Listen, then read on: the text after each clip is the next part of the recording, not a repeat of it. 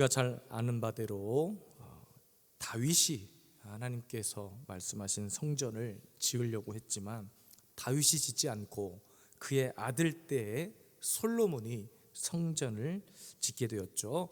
자, 오늘은 그 솔로몬이 성전을 다 짓고 나타난 성전 안에 나타난 정말로 엄청난 역사적인 사건을 기록하고 있습니다. 여러분, 모세가 성막을 지을 때 그 성막 안에 영광의 구름이 나타났던 역사의 현장을 우리는 기억합니다. 그리고 나서 약 500여 년 정도가 흐른 뒤에 오늘 솔로몬이 지은 성전 안에 구름이 다시 나타난 거예요. 말씀에서 구름은 하나님의 영광 그리고 하나님의 임재를 상징합니다. 그러니까 솔로몬이 지은 그 성전 위에 구름이 가득했다는 것은 하나님께서 이것을 하나님이 허락하신 하나님의 성전으로 인정했다는 거예요. 내가 오늘 이 예배 가운데 너희와 함께 하겠다는 상징입니다. 오늘도 우리가 드려지는 예배 가운데 주님이 함께 하겠다고 하는 약속의 징표와도 같은 거예요. 그래서 이 성전을 통해서 내가 일하고 이 성전을 통해서 내가 너를 축복하고 이 성전에서 드려지는 예배를 내가 받겠다. 오늘도 그와 같은 약속이, 그러니까 하나님 전에 거룩한 이 성전 안에 구름이 가득했다는 것은 하나님의 축복이, 하나님의 영광이 임했다는 거예요. 오늘도 말씀을 보니까 그 영광이 얼마나 대단했냐면요, 제사장들이 들어가서 서서 섬기지도 못할 만큼 그 정도로 하나님의 영광의 임재가 강력했음을 알 수 있습니다. 14절 말씀해 보니까 제사장들이 그 구름으로 말미암아 능히 서서 섬기지 못하였으니, 저는 오늘도 여러분들에게 이런 도전을 드립니다. 우리가 드리는 예배 가운데 하나님의 영광이 가득해서 감히 우리가 이 자리에 앉아가지고 예배를 드리지 못할 정도로 막 영광의 임재가 너무 가득해서 가만히 앉아서 이렇게 드리는 예배가 아니라 막 기뻐하고 찬양할 때 막 일어서고, 병자들이 막 고침을 받고, 앉은 뱅이가 일어서고, 이런 영광의 임재가 가득한 예배가 되기를 원해요. 오늘날 교회 안에 이런 주님의 영광, 하나님의 임재가 사라져버린 시대가 되었습니다.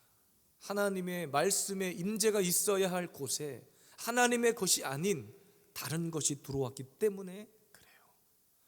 오늘도 예배 가운데 다시 한번 저와 여러분들의 가슴 속에 하나님의 거룩한 임재가, 구름이 가득한 그런 예배, 그런 교회, 그런 가정, 여러분들의 삶이 되시기를 주님의 이름으로 축복합니다. 구름이 가득한 성전이 되게 하라. 오늘 말씀 가운데 두 가지의 모습이 나타났거든요. 이런 모습이었습니다. 첫째는 언약궤를 메어 드렸다. 7절 말씀을 한번 같이 읽겠습니다. 제사장들이 여호와의 언약궤를 그 처소에 메어 드렸으니 곧 분전 지성소 그룹들의 날개 아래라. 제사장들이 여호와의 언약궤를 그 처소로 메어 드렸다. 오늘 말씀해 보니까요, 언약궤 안에 들어 있었던 것이 뭐였냐면 두 돌판뿐이었어요. 10절 말씀에 궤 안에는 두 돌판 외에 아무것도 없으니, 그러니까 여러분, 결국에는 주의 거룩한 성전 안에 언약의 말씀만 남아 있었다는 거예요. 여러분, 솔로몬의 성전이 얼마나 대단했는지 아시죠? 우리가 말할 수 없는 엄청난 규모이기도 했고, 그것을 장식했던, 장식에 들어갔던 금은 보화 보석은 말할 것도 없고, 근데 그 안에 가장 중요한 것, 그것보다 더 중요한 것이 필요했는데 그게 뭐냐면 언약궤였습니다. 언약궤. 그러니까 여러분, 하나님께서는 어떻게 이 교회 안에 하나님의 구름과 그 임재와 영광으로 함께 하시느냐, 언약의 말씀을 통해서 주님의 영광이 나타난다는 것을 보여줍니다. 그러니까 여러분, 교회 안에는 이런 것 저런 것 다 필요 없어요. 가장 중요한 하나님의 말씀에 살아있기만 하면, 가장 중요한 하나님의 말씀을 내가 품고 있기만 하면 하나님의 영광 안에 거하게 된다는 거예요. 이거 너무나 기초적인 이야기입니다. 사실은 말씀을 묵상하고 말씀대로 살아야 한다는 거 모르는 사람 아무도 없어요. 그런데 언젠가부터 교회 안에 말씀이 아닌 다른 것이 들어오기 시작하고 나서부터, 그럼 하나님께서 인간을 창조하셨을 때 인간에게 주셨던 유일한 한 가지가 있습니다. 다른 동식물들, 이 땅의 모든 자연적인 것들은 하나님이 그냥 말씀으로 만드신 거예요. 있으라 하니까 있었던 거예요. 근데 유일하게 하나님의 손으로 만지시고 빚으셨던 것은 사람입니다. 사람. 그리고 그 사람 안에 무엇을 하나님이 불어 넣어 주셨습니까? 생기. 그것이 생명이 된지라. 그러니까 그것이 영적으로 복음적으로 발전해서 하나님의 거룩한 성령, 그것이 하나님의, 오늘 말씀의 버전으로 말하면 하나님의 임재입니다. 임재. 그러니까 하나님은 인간을 만드시고 나서 인간의 코에 생기를 불어 넣어 주셨어요. 하나님의 기운을 넣어 주신 거예요. 성령의 임재를 경험토록 하신 거예요. 그러니까 사람을 만드시고 나서 가장 먼저 우리 안에 하나님의 거룩한 임재로 가득하도록 주님은 만드신 거예요. 근데 언젠가부터, 그 언제는 언제부터입니까? 인간이 죄를 짓고 타락한 이후부터 하나님의 것이 아닌, 말씀이 아닌, 하나님의 거룩한 임재가 아닌 세상에 오염된 것으로 채워지기 시작한 거예요. 교회도 마찬가지입니다. 우리 한 사람 한 사람은 교회로 부름받았다 말씀드렸어요. 저와 함께 다 교육을 받으셨죠. 제가 여러분들에게 가르치는 교회론의 가장 중심은 뭐냐? 사람이 교회다는 거예요. 사람이. 물론 그리스도의 몸된 교회, 우리의 주인이신, 이 교회의 주인이신 분은 하나님이시고 그 하나님 한 분 안에 지어진 교회는 저와 여러분들이에요. 그러니까 여러분, 교회 안에 있어야 될 것은 여호와의 구름입니다. 하나님의 구름이 가득해야 될 교회 안에 하나님의 것이 아닌 다른 것이 들어온 거예요.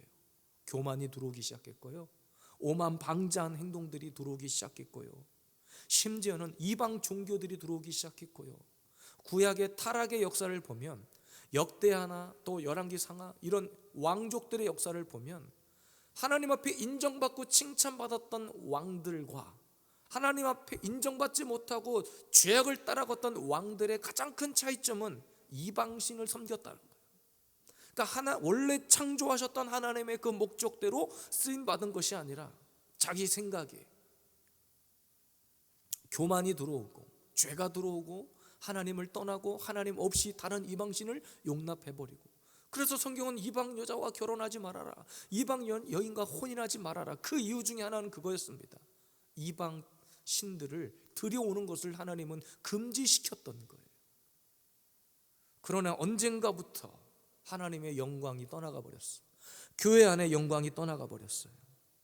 교회 안에 세속적인 것들이 들어오니까, 교회 안에 하나님의 것이 아닌 세상에 잘못된 것들이 들어오니까 다 용납해버리는 거예요. 동성애도 용납해버리고 죄악도 용납해버리고, 야, 교회가 사랑해야 되는데 다 용납해라, 다 끌어안아라. 갈수록, 그래서 여러분, 교회 안에 예배의 본질 속에서도 하나님의 말씀이 점점 사라지고, 여러분 젊은이들 같은 경우는 막 화려한 조명과 이런 찬양과 이런 집회를 좋아해요. 근데 가보면 말씀이 없어. 찬양은 있는데 말씀이 없어. 그리고 그들이 하는 논리는 뭐냐면 찬양이 말씀 아니냐, 찬양이 기도 아니냐.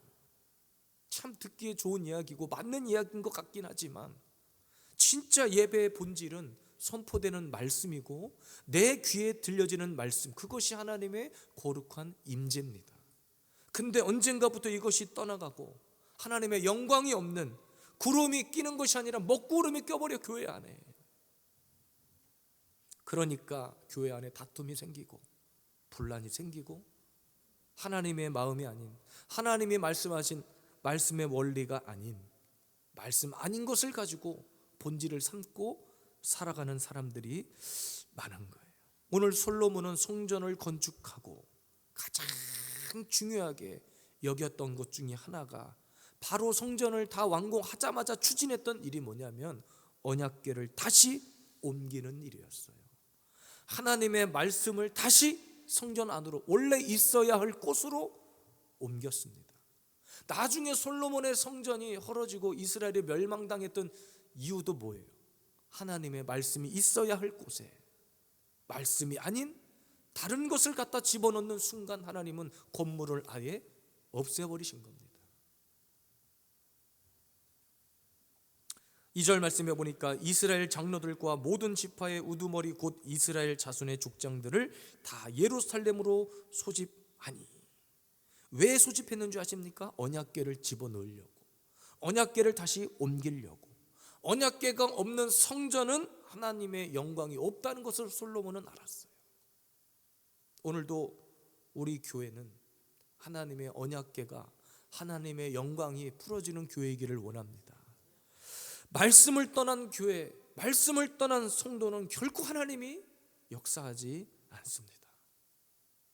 여러분, 신앙생활 가운데 교회마다 말씀을 읽거나 암송하거나, 제가 요즘은 말씀 암송 구절 생명의 양식을 주보 앞면에 계속 매주마다 싣고는 있습니다. 알고는 계셨습니까?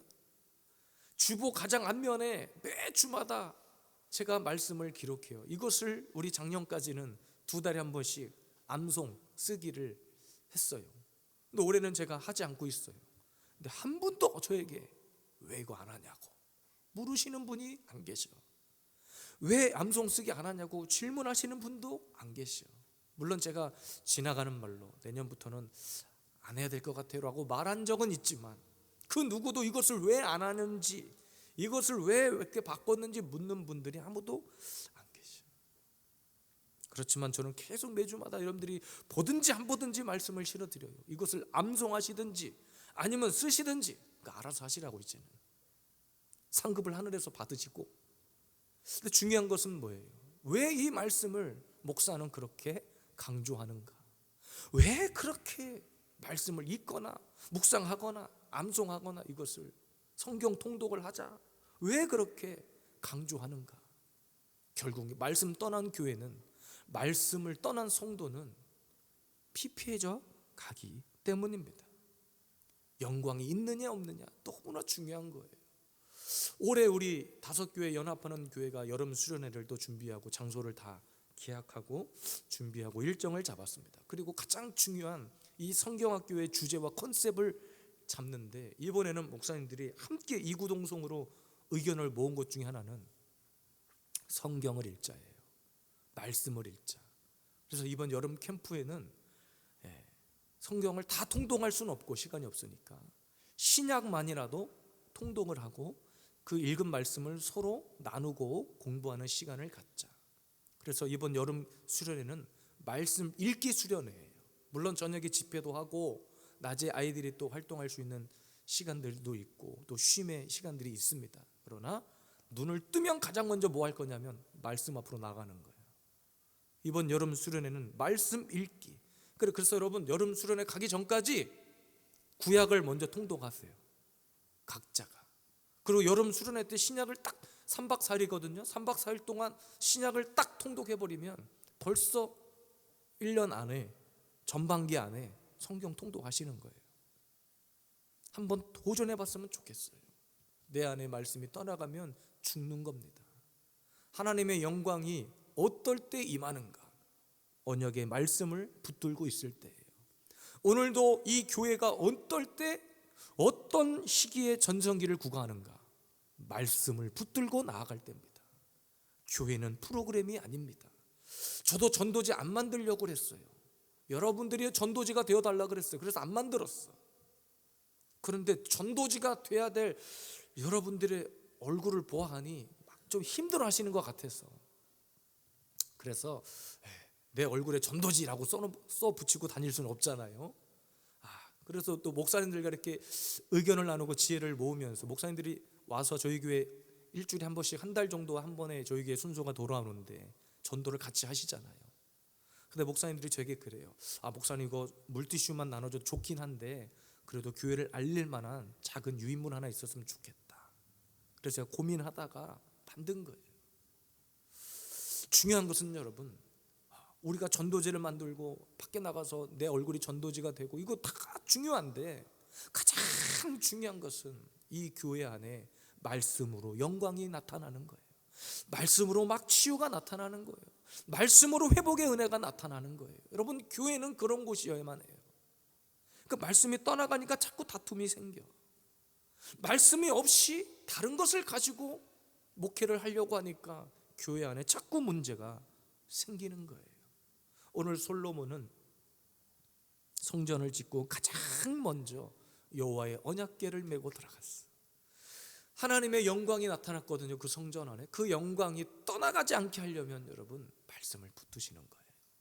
여러분을 지금까지 여러분 성도되게 하셨던 그 말씀, 내가 나 될 수 있게 해주셨던 그 말씀, 여러분에게 은혜 주시고 여러분이 권사되고 장로되고 집사되고 교회 성도되게 하셨던, 나의 마음을 심령 골수를 후벼 팠던 그 말씀, 여러분 그 말씀이 여전히 내 가슴 안에 남아있는지 점검하십시오.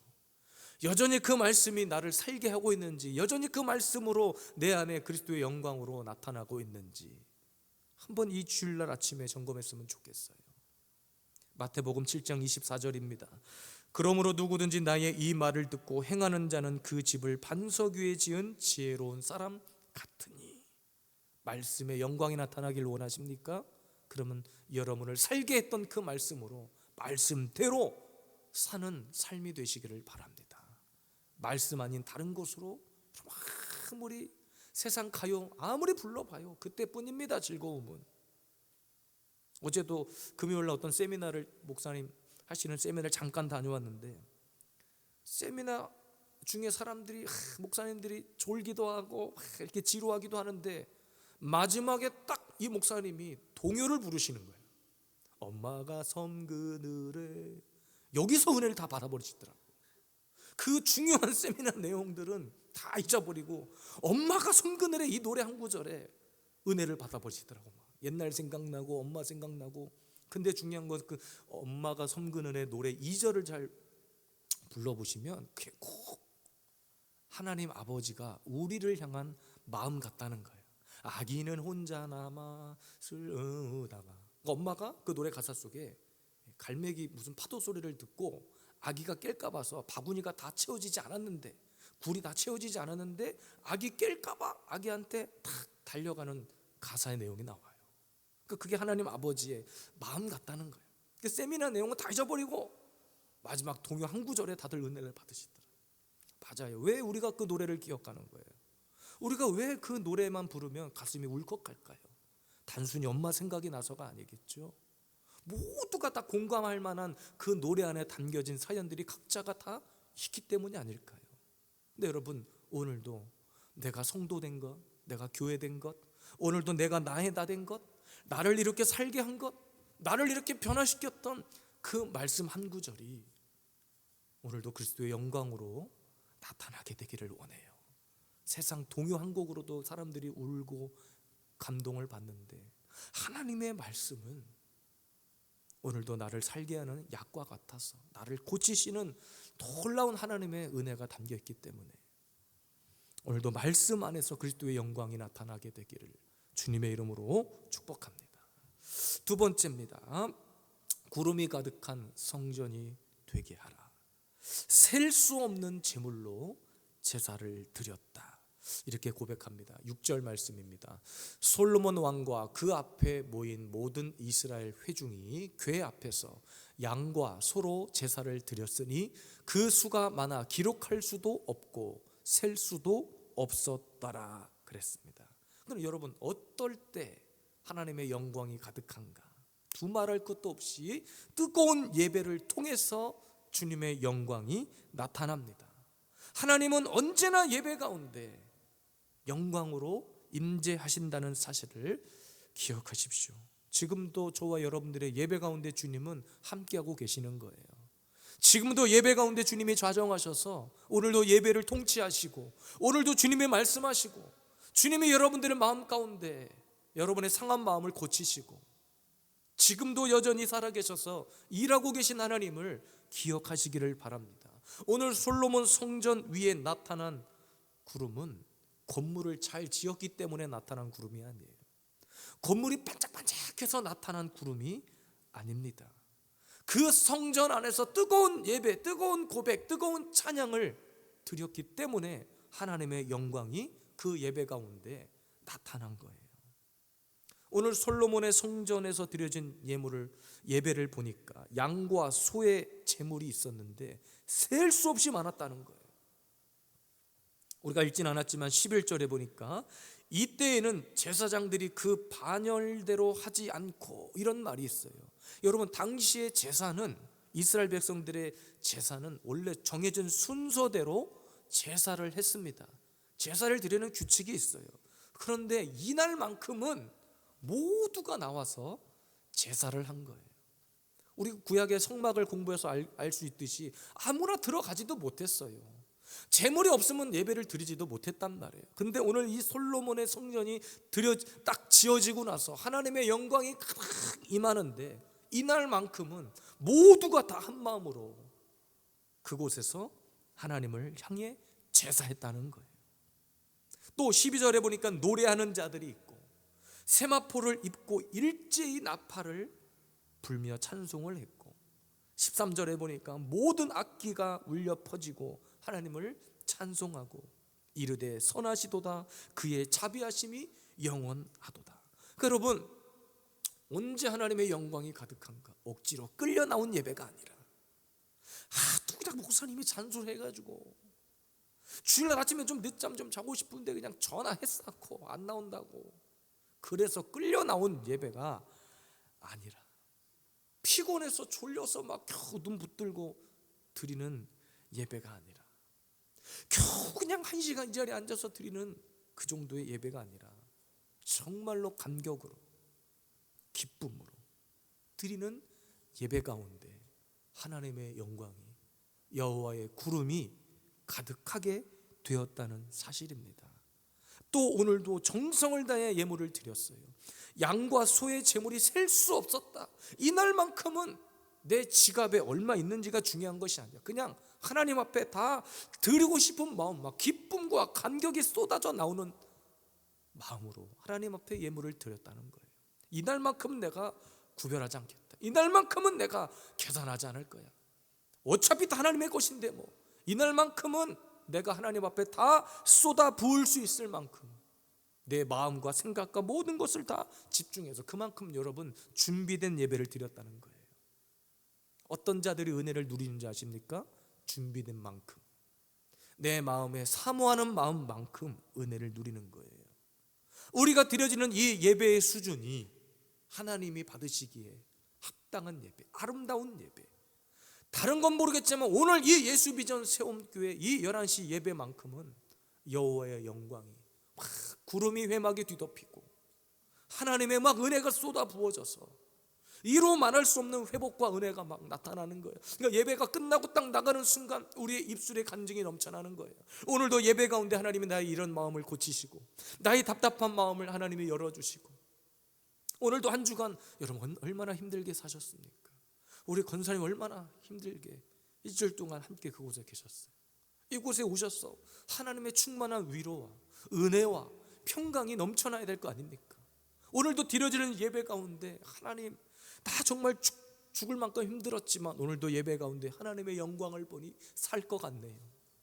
오늘도 이곳에서 우리가 함께 찬양하고 예배하니 살 것 같네요. 오늘도 우리가 드리는 예배가 정말로 하나님 앞에 확신 가운데 드려지는 예배이기를 원해요. 당시에 이스라엘 백성들은 한 가지는 뚜렷하게 알았습니다.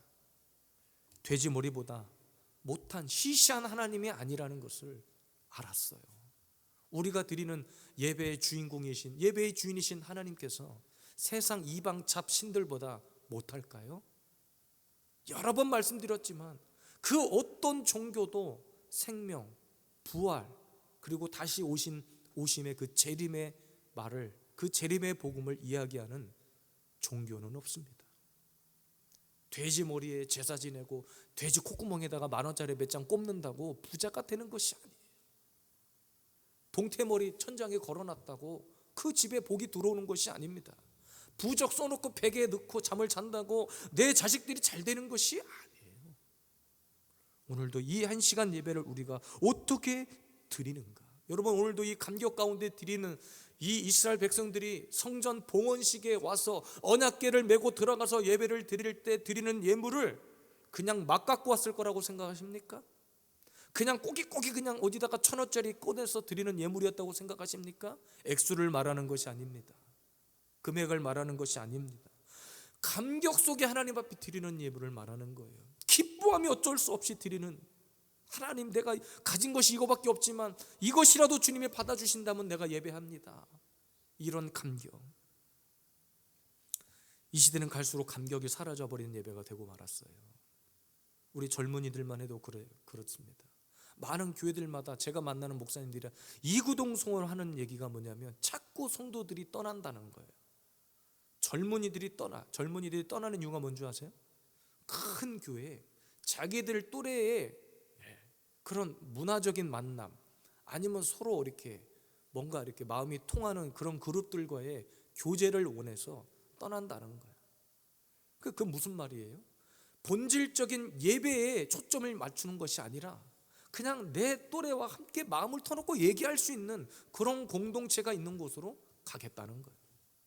예배를 먼저 드리지 않았는데, 먼저 여호와의 영광의 임재를 경험하지 않았는데 그냥 사람들과의 또래와의 만남이 있으면 회복이 되는 거예요? 아니요. 뭘 몰라도 너무 모르는 거예요. 젊은 세대 부모님들이 교회를 또 떠난대요. 왜 떠나느냐? 같은 또래 아이들을 키우고 있는 부모와 만나서 서로 키우는 이야기, 아이들 성장해가는 이야기를 나누고 싶은데 없다는 거야. 그러니까 우리 예수비전 세움교회 같은 경우를 놓고 보면 아무도 오지 않는 교회일 수밖에 없는 거죠. 우리는 그런 그룹이 없잖아요.